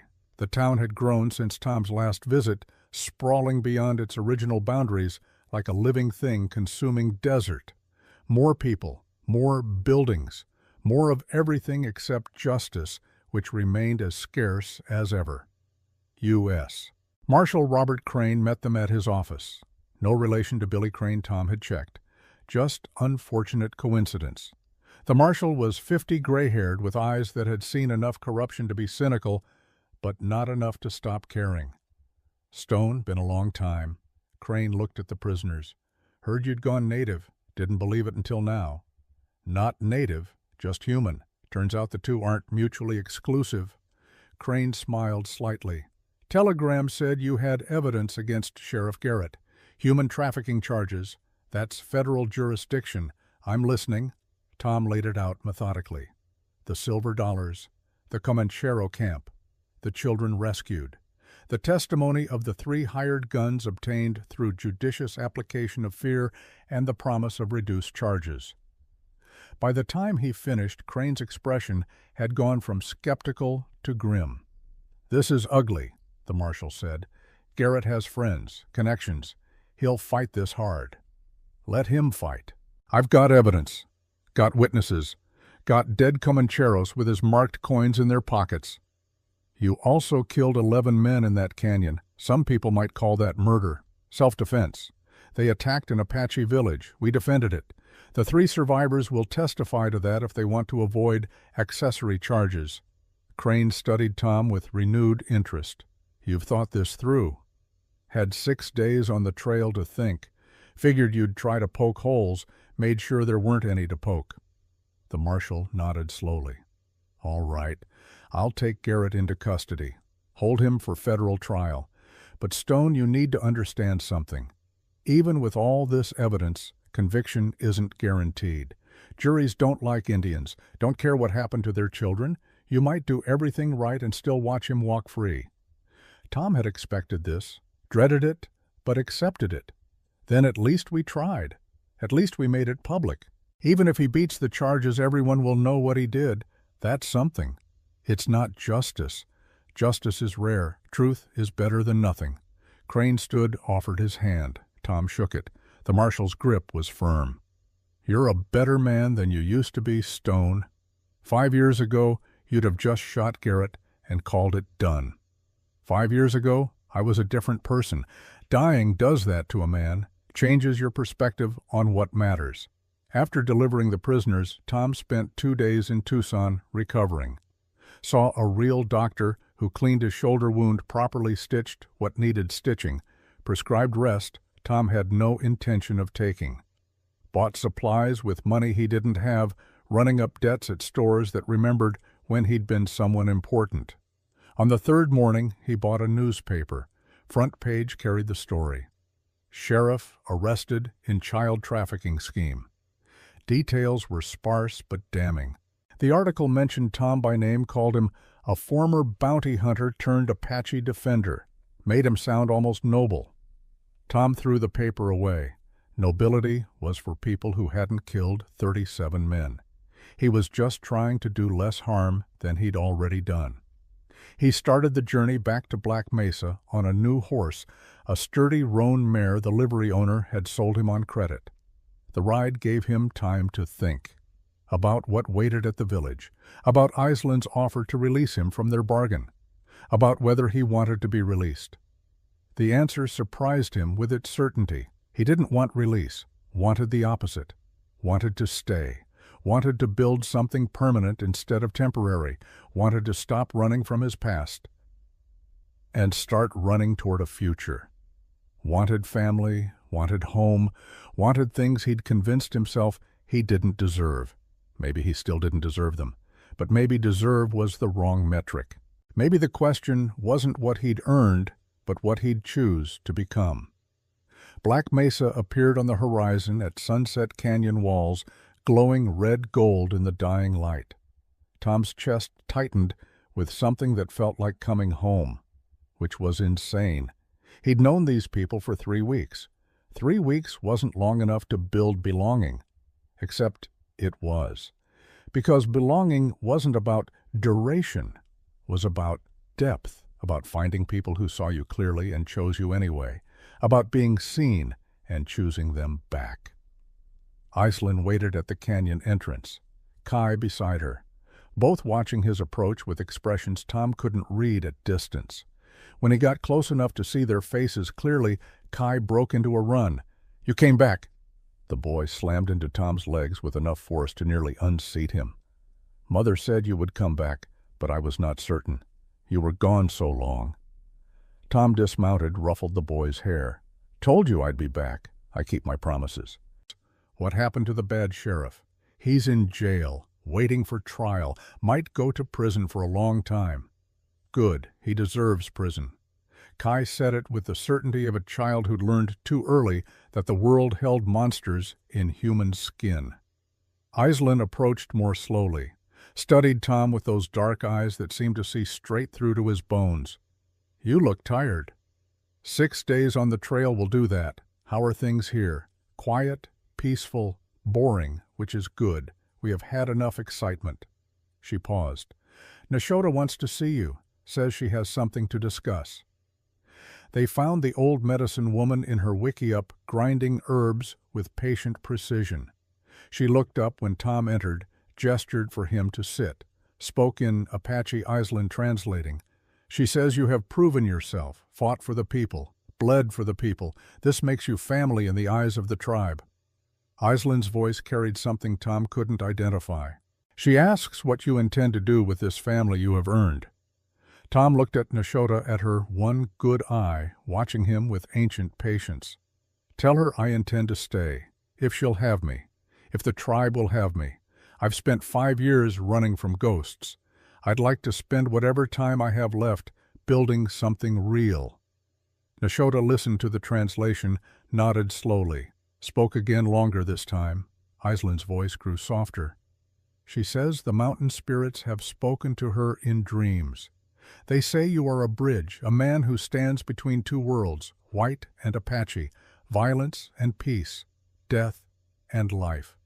She says bridges are sacred. They allow crossing, allow connection, allow understanding. I'm not sacred. I'm just trying to do better. She says that is what makes you sacred. The trying, the choosing, the daily decision to be more than what you were." Iceland paused. "She gives you a name, Hashke Nabaahi, warrior who returns. Because you came back when you could have run. Because you return each day to the choice of being better." Tom felt something break open in his chest. A name, an Apache name, given by a medicine woman who'd lived through decades of violence and loss and still believed in redemption. "Tell her I'm honored. Tell her I'll try to live up to it." Nashota smiled, rare expression on her weathered face. Spoke one more time brief. "She says honor is not in perfection. Honor is in effort. Now go. She has work to do, and you have promises to keep." Outside, twilight had deepened toward true night. Stars emerged hard and bright. Aislinn walked beside Tom toward his wickiup, the one the tribe had built while he was gone. Small, simple, his. A home, Aislinn said. They built it while you were in Tucson, to show you were welcome, to show you belong. Tom looked at the structure, felt his throat tighten. I don't know what to say. Say nothing, or say everything. But first, walk with me. We need to talk. They walked to the canyon rim, to the flat rock where they'd sat before. The village spread below cooking fires like small stars against darkness. Children's laughter echoed, life continuing despite everything that tried to stop it. 11 months remain on our bargain, Aislinn said, but I meant what I told you before. You are released from obligation, free to leave, free to stay, your choice. What if I choose to stay? What does that mean? It means partnership continues, not because you owe me, because you choose it. And at the end of the 11 months, Aislinn turned to face him. At the end of 11 months, I will ask you a question, and you will answer honestly. No obligation, no debt, just truth between two people who have bled together. What question? The question of whether what we have built is worth making permanent, whether partnership becomes something more, whether a broken gunslinger and a widowed Apache woman can create a family from the wreckage of their pasts. Tom's heart hammered. You're talking about marriage. I am talking about choice, about building something new, about two people deciding that together is better than alone. She paused. But I will not ask until the obligation has expired, until you are certain you stay because you want to, not because you must. I already know my answer. Then you will know it even more certainly in 11 months. Be patient, Thomas Stone. Good things are worth waiting for. She was right. Tom knew she was right. Rushing would taint, it would leave room for doubt about motives and obligations. Better to wait. Better to let time prove what intentions couldn't. 11 months, he agreed. I'll be here. I know you will. Aislinn smiled, took his hand. Now come. The village has prepared a feast. They wish to welcome you home properly, with food and stories and celebration. I'm not used to celebrating. Then it is time you learned. The feast was simple but joyous. Roasted rabbit and corn, bread cooked on hot stones, water sweetened with cactus fruit. The entire village gathered 30 people, finding reasons to smile despite hardship and loss. They told stories around the fire. Delche recounted the battle at Skull Mesa, embellishing Tom's role until he sounded like some legendary warrior instead of a shaking gunfighter who'd gotten lucky. Nietzsche told jokes that had children giggling. Chato demonstrated arrow-making techniques. Then Nashota called for silence. The old woman stood leaning heavily on a staff and began to sing. The song was in Apache incomprehensible to Tom, but the emotion transcended language. It spoke of loss and survival of ancestors and descendants of threads connecting past to future. When she finished, she gestured to Tom. Aislinn whispered, "She wants you to tell a story about yourself, about how you came to be here." Tom stood uncomfortable under the weight of so many eyes. He'd never been good at talking about himself, had spent 5 years avoiding exactly this kind of attention. But these people had accepted him, had built him a home, deserved honesty in return. "I was lost," he began, voice rough. "Had been lost for 5 years, maybe longer. I'd done things I couldn't forgive myself for, killed people, including a boy who didn't deserve to die. I thought isolation would heal me, thought if I hid long enough the guilt would fade." He paused, gathering thoughts. Then Aislinn knocked on my door, offered me a bargain I didn't understand. Help save her son, she said, and she'd help save me. I thought she meant save my life, but she meant something deeper. Save my soul, save my future, save whatever part of me hadn't died with Billy Crane. Kai watched with wide eyes. The village listened in absolute silence. I don't know if I'm saved yet. Don't know if redemption works that way. But I know I'm better than I was. I know I've found people worth fighting for, worth bleeding for, worth living for. And that's more than I had 3 weeks ago, more than I thought I'd ever have again. Tom looked at Aislinn. Your people have given me a name, Hashke Nabahi, warrior who returns. I promise to honor that name, to return each day to the choice of being better, to stand with you against whatever comes, to protect what we're building here. He sat down to silence. Then Kai started clapping. Others joined until the entire village applauded, sound echoing off canyon walls like affirmation from the stone itself. Later, alone in his new wickiup, Tom lay on blankets the women had woven and stared at the smoke hole above. Through it, stars were visible, the same stars that had watched him bury his Winchester 5 years ago, the same stars that had witnessed Billy Crane's death, the same stars that would watch whatever came next. He thought about the 11 months ahead, about building a life instead of hiding from one, about teaching Kai to shoot and hunt and be strong without being cruel, about learning Apache language and customs and history, about earning day by day the family he'd been given, about Aislinn and the question she'd ask when obligation expired and only choice remained.